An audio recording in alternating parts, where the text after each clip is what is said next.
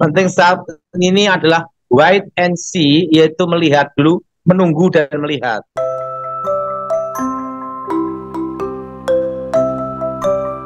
Shalom saudara terkasih Tuhan, balik lagi dengan saya di channel Tip, dan kali ini kita kembali lagi bersama Bapak Pendeta Daud Tony, di mana dia memberikan pesan Tuhan yang berjudul Wait and. Nah, apa yang dimaksud pesan Tuhan yang disampaikan oleh Pak Daud Tony ini? NC sungguh membuat kita penasaran ya. Dan sebelum kita ke videonya, izinkan saya untuk memberikan satu di Roma 6. Demikianlah hendaknya kamu memandangnya, bahwa kamu telah mati terhadap dosa, tapi kamu hidup bagi Allah dalam Kristus Yesus. Dia adalah hidup ini memiliki arti ketika kita berbakti pada Tuhan dan membuat baik bagi sesama. Dan itu dia renungan firman Tuhan. Kita ke video bersama Bapak Pendeta Daud Tony. Mari kita simak videonya. Saya ada di restoran Goyang Lidah. Oh, di mana itu, Pak? Solo. Oh, Solo. Waduh, menunya apa, Pak? Saya sukanya cabai. Capcay? Iya. Oh, luar biasa. Waduh. Yuk kita doa ya. Ya, Pak. Aku mohon kekuatan Elohim bekerja, kuasa Elohim bekerja, bebaskan dari yang jahat, bebaskan dari kutuk, bebaskan dari kegelapan.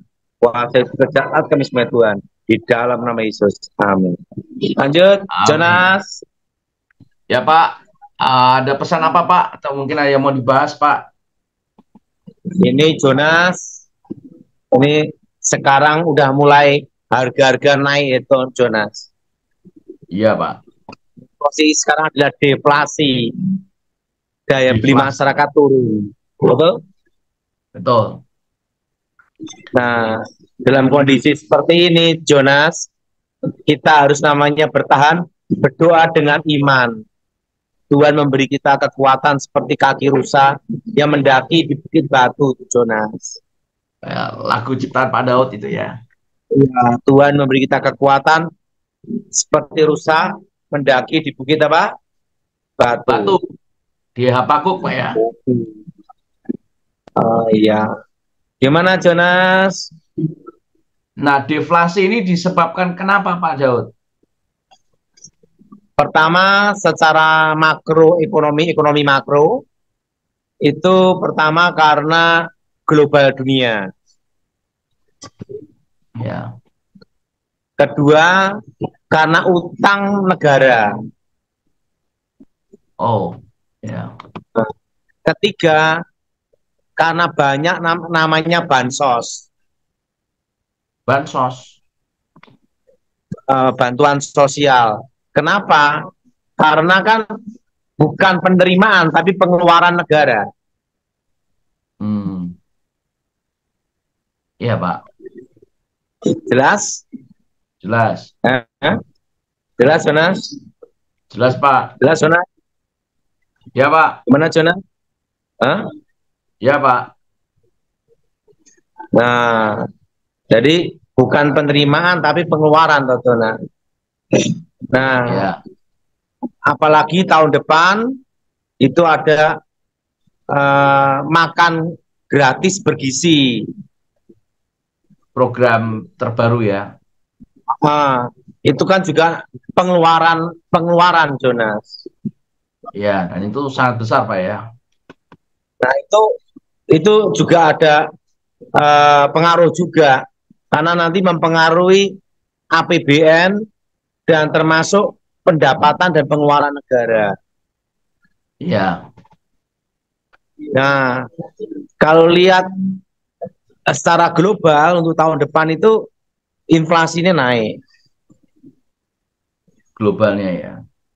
Nah, apakah Karena dolar sama emas masih bisa naik, Pak? apa? Emas dengan dolar. Uh, Penting saat ini adalah wait and see, yaitu melihat dulu, menunggu dan melihat. Ya, Menunggu dan apa, Jonas? melihat. Menunggu dan melihat.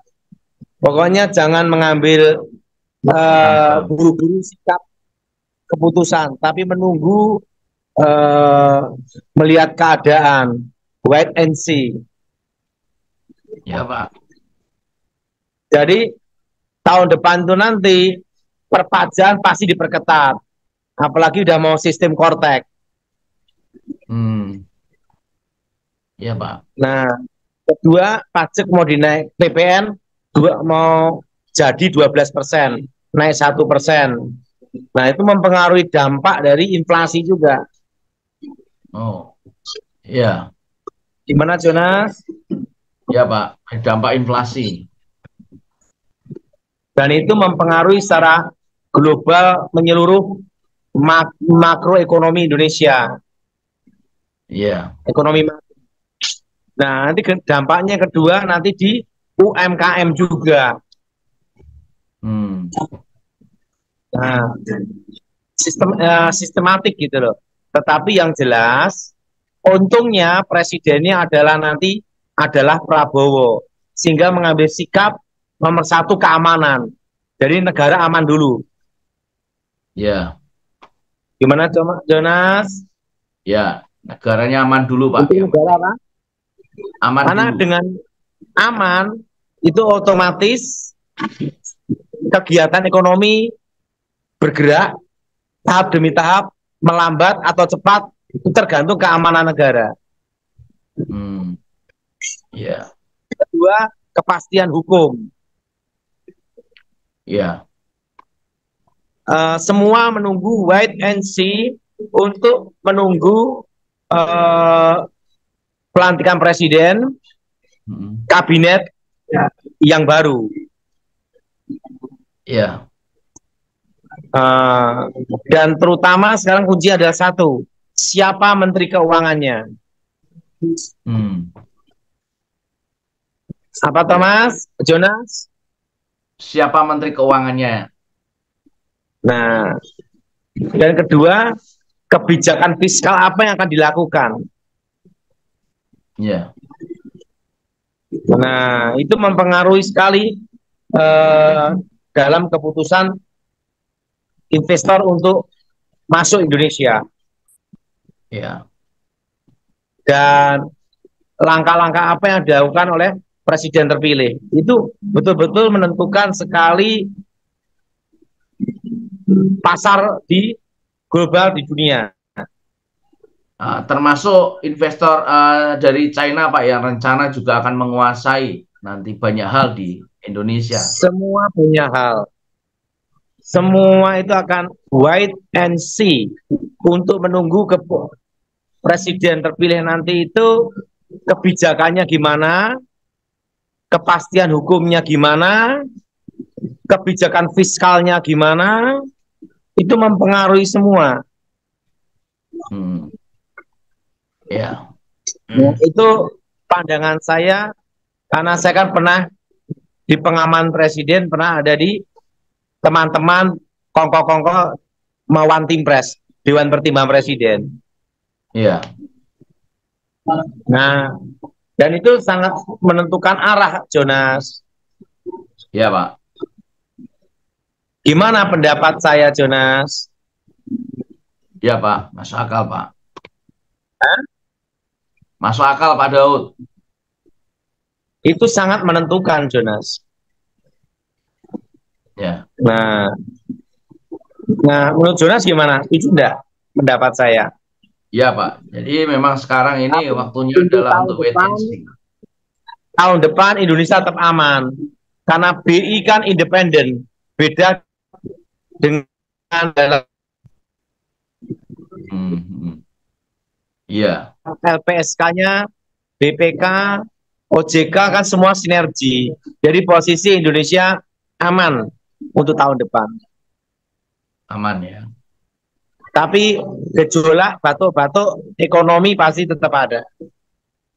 Ya. Apalagi nanti BBM naik. Oh, ada rencana naik Pak ya, BBM ya? Nah, arahnya demikian. Ya kita berdoa supaya tidak naik lah. Ya Pak Daud. Gimana pandangan saya secara makroekonomi, Jonas? Iya Pak, setuju Pak. Setuju Pak. Setuju Pak, jadi kita memang harus wait and see dulu juga Pak, yang penting. Semua wait and see semua. Tidak boleh mengambil langkah terburu-buru. Iya. Nah, semua itu akan ada kegiatan bergerak itu nanti setelah kabinet baru terbentuk. Ya. Kedua, program 100 hari arah kebijakan gimana? Itu menentukan sekali. Ya. Dan DPR MPR-nya gimana? Ribut-ribut atau tidak? Gejolak atau tidak? Makanya untuk menghadapi tahun depan itu harus koalisi pemerintahan itu harus mayoritas di DPR, terutama di parlemen ya. Iya. Gimana menurut Jonas? Iya Pak. Pak, terkait perang ini kan isunya akan melebar lah, segala macam itu kan nanti juga terkendala mungkin tentang pangan. Perang Pak. Apa Jonas? Perang Israel. Israel nanti pengaruhnya ada nanti di logistik ya. Logistik itu berhubungan dengan impor, distribusi. Karena kan itu ada laut lepas toh. Ya. Nah itu nanti pasti gejolak harga juga. Ada di sini gejolak harganya 3, yaitu pertama itu minyak, kedua emas, ketiga US dollar. Itu sangat sekali pengaruh ini secara global, Jonas. Iya Pak. Gimana pendapat saya, Jonas? Iya Pak, setuju Pak Daud. Tapi tahun depan aman-aman aja. Oke, lanjut Jonas, tanya jawab. Pak Daud sedikit Pak tentang kuasa gelap ini Pak. Ini kan banyak mungkin jemaat-jemaat Tuhan yang merasa ini serangan kuasa gelap. Merasa ada serangan kuasa gelap, mungkin pekerjaan nggak bisa berhasil karena serangan kuasa gelap. Jadi banyak yang disangkut pautkan karena kuasa gelap kan, Pak. Nah, itu harus dilihat dulu dengan menguji roh dulu. Tapi yang penting semua suruh doa, darah Yesus buka berkat, buka masa depan. Darah Yesus bentengi. Ya, itu terus setiap hari lah. Biar aman. Ya, oke, Pak. Oke, langsung. Saya ucapkan terima kasih buat kalian yang sudah menonton video dari Bapak Pendeta Tony di dia memberikan pesan Tuhan judul Wait and See, dan ini membuat kita penasaran. Dan juga saya ucapkan tentunya buat kalian yang sudah mendukung channel Tengku Inspiratif, subscribe, like, comment, dan share. Dan saya ingatkan buat kalian yang belum mendukung, silahkan dukung dengan cara subscribe, like, comment, and share tentunya. Dan sebelum saya mengundurkan diri atau pamit, saya ingin membacakan lagi satu renungan firman Tuhan yang tadi yang ada di Roma 6 ayat 11 yang berbunyi, demikianlah hendaknya kamu memandangnya, bahwa kamu telah mati terhadap dosa, tapi kamu hidup bagi Allah dalam Kristus Yesus. Jadi dia satu renungan firman Tuhan untuk kita semua.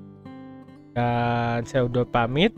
Shalom and God bless you all. Dukung channel ini dengan cara subscribe, like, comment, and share supaya channel ini dapat membagikan konten-konten yang membangun iman kita. Terima kasih. Shalom and God bless you all.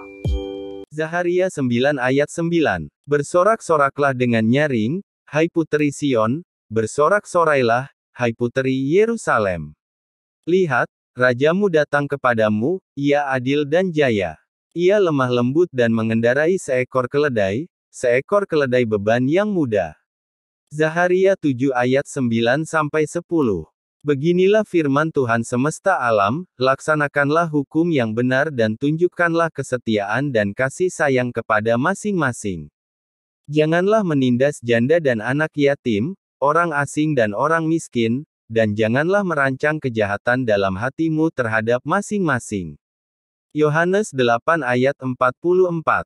Iblislah yang menjadi bapamu dan kamu ingin melakukan keinginan-keinginan bapamu. Ia adalah pembunuh manusia sejak semula dan tidak hidup dalam kebenaran, sebab di dalam dia tidak ada kebenaran. Apabila ia berkata dusta, ia berkata atas kehendaknya sendiri, sebab ia adalah pendusta dan bapa segala dusta. Yohanes 4 ayat 24. Allah itu roh dan barang siapa menyembah dia, harus menyembahnya dalam roh dan kebenaran. Yohanes 15 ayat 26. Jikalau penghibur yang akan kuutus dari Bapa datang, yaitu roh kebenaran yang keluar dari Bapa, ia akan bersaksi tentang aku. Yeah.